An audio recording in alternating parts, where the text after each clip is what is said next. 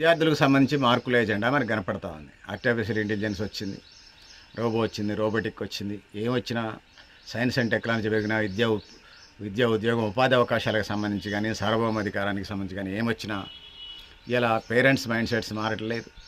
విద్యార్థులని ముఖ్యంగా ఇన్స్టాల్మెంట్లో వస్తే ఇంగ్లాండ్ని అమెరికాను కూడా కొనేద్దామన్న పరిస్థితుల్లో ఈ పేరెంట్స్ ముఖ్యంగా మిడిల్ క్లాస్ పేరెంట్స్ ఉన్నారు. శాస్త్ర సాంకేతిక పరిజ్ఞానం పెరుగుతూ ఉంది, సమాచారం అందుబాటులో ఉంది, అయినా గుడ్డేది చేలోబడ్డ చందంగా పేరెంట్స్ వ్యవహరిస్తున్న పరిస్థితి మనం చూస్తూ ఉన్నాం. దీనికి తోడు ప్రైవేట్ కార్పొరేట్ విద్యా సంస్థలు అంకమ్మక్క నానమ్మ తోడులాగా తయారైంది. సో చైనా అమలు చేసినటువంటి విద్యా విధానాన్ని మనం చూసుకున్నప్పుడు డబల్ రిడక్షన్ విద్యా విధానం ఒక ముందడుగా చెప్పచ్చు. హోంవర్క్ ఒత్తిడిని తగ్గించి ప్రైవేట్ ట్యూషన్ సంస్కృతిని తగ్గించి వారు పరీక్షల ఆధారిత విద్య నుంచి సృజనాత్మకత ఆధార విద్య వైపు మళ్ళటం, coding, data analysis, robotics, critical thinking ఇట్లా ఆధునిక అంశాలని పరిగణనలోకి తీసుకొని ముందుకు పోయే కార్యక్రమం అది. సో టెక్నాలజీ అనేది ఒక సబ్జెక్ట్ కాదు, ఒక జీవన విధానం, అది కెరీర్కి సంబంధించినలాగా ఉండాలి. సో రేపటి ఆర్టిఫిషియల్ ఇంటెలిజెన్స్ ప్రపంచాన్ని శాసించే వాళ్ళు పాఠశాల స్థాయి నుంచే రెడీ కావాల్సినటువంటి అవసరం ఉన్నది. ఆ విధంగా ముందుకు పోవాలి. ప్రతి సంవత్సరం లక్షలాది మంది గ్రాడ్యుయేట్ ఇంజనీర్లు బయటకు వస్తూ ఉన్నారు. సో అవసరమైనటువంటి నైపుణ్యాలు కేవలం 2025 సంవత్సరానికి సంబంధించుకుంటే కొంతమందే ఉంటున్నారు. దానికి సంబంధించింది మళ్ళీ అకాడమిక్ ఎగ్జామ్స్ రాసి మళ్ళీ వాటికి సంబంధించిన ట్రైనింగ్ తీసుకుంటున్నటువంటి పరిస్థితులు ఉన్నాయి. రొట్టె చదువులు మీద ఆధారపడి ఉండటం, ఒక విద్యార్థి ప్రతిభను కేవలం అతని మార్కుల ఆధారంగానే అంచనా వేయటం, అసలైన విశ్లేషణాత్మక ఆలోచన కానీ సమస్యని పరిష్కారానికి దృష్టికి సంబంధించి కానీ సిలబస్లో మారుతున్న బోధనా పద్ధతులు మార్పు రాకపోవటం మనకి పెద్ద లోపంగా కనపడుతూ ఉంటుంది.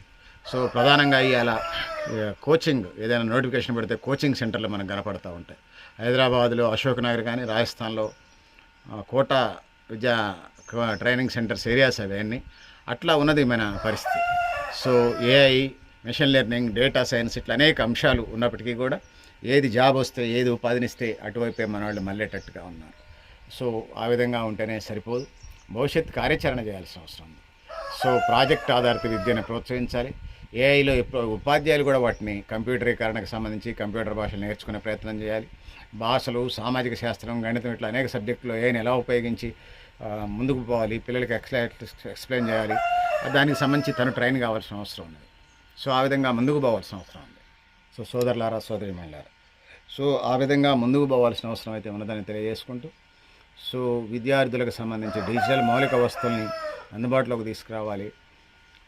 డెమోగ్రఫిక్ డివిడెండ్, యువశక్తి దేశానికి ఎసెట్గా మనం చెప్పొచ్చు. ఉద్యోగార్థులు తయారు చేసి వాళ్ళని ఏఐ యుగంలోకి తీసుకుపోయి ఇంకా స్కిల్ డెవలప్మెంట్ ప్రోగ్రామ్స్ ద్వారా, స్టార్టప్ల ద్వారా, రీసెర్చ్ పరిశోధనల ద్వారా వాటిని ఉపాధి అవకాశాలు కల్పించు, దేశ భవిష్యత్తుకి ఇన్నోవేషన్స్తో పాటు సో ఎక్కువ దేశ ఆర్థిక అభివృద్ధికి, జీడిపికి, ఉద్యోగ ఉపాధి అవకాశాలకి, ఆర్థిక ఎదుగుదలకి దారులు వేయాలి. ఆ విధంగా ముందుకు పోవాలి. సో సమాజంలో తల్లిదండ్రుల ఆలోచన ధోరణి, వాళ్ళ పక్కింటి అబ్బాయి మార్కులైనా వచ్చినాయి, ఏం జాబ్ చేస్తున్నాడు, ఎంత నెట్గా చేస్తున్నాడు అనేది తప్పితే సృజనాత్మకత ఉందా, నైతిక విలువలు ఉన్నాయా లేవా, మార్కుల విజయానికి బేస్డ్ చూస్తున్నారు కానీ ఎథిక్స్ అనేది మర్చిపోతూ ఉన్నారు. సో ఈ ధోరణి ఎట్లనే కొనసాగకుండా ఎక్కడో ఒకసాట మేధో మదనం జరగాలి, మేధో వికాసం జరగాలి, విద్యార్థులు శ్రమించాలి. కేంద్ర రాష్ట్ర ప్రభుత్వాలు అందుకు సంబంధించిన సంస్కరణలు తీసుకొని వికసిత్ భారత లక్ష్యం వైపు వెళ్ళాలి. అది వికసిత్ భారత, స్వర్ణ భారత, అభివృద్ధి చెందిన భారత, పేదరికం లేని, నిరుద్యోగం లేని, అవిద్య లేని, నిరక్షరాస్యత లేని భారత ఏదన్నా అనుకోండి, ఎవరికి నచ్చినట్టుగా. సో ఆ వైపుకు అడుగులు పడాలి, ఆ విధంగా ముందుకు పోవాలని తెలియజేసుకుంటూ, సో పెద్దలారా, మిత్రులారా, మీరు కూడా మీ అభిప్రాయాన్ని కామెంట్ బాక్స్ రాయని తెలియజేస్తూ, నేను గరిడేపల్లి సత్యనారాయణ, న్యూ లక్ష్య ఆర్గనైజేషన్.